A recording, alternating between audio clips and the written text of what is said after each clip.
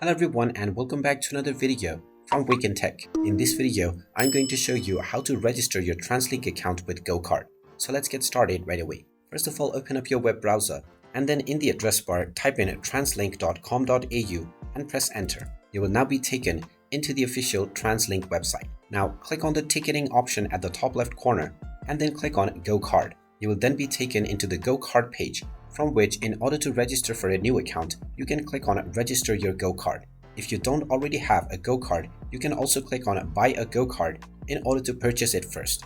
After clicking on the register button, you will be allowed to enter your details of your card in order to register. Type in the last 16 digits of your card that you see within the back of your card within the card number box, and then enter your account information by choosing your phone type and by entering your phone number and email address. Once you enter all of these information, click on the continue button and you will be required to enter your address. Choose your card type followed by your subscription. Finally, once you check your account summary to make sure that all of your details are correct, you will finally be able to confirm your account by setting up your GoCard password. After setting up your password, you will get a notification within your email address or your phone number letting you know that your account has been registered successfully. Once the registration is completed, you can go back to the GoCard menu from ticketing and you will be able to enter your credentials to log into your account directly.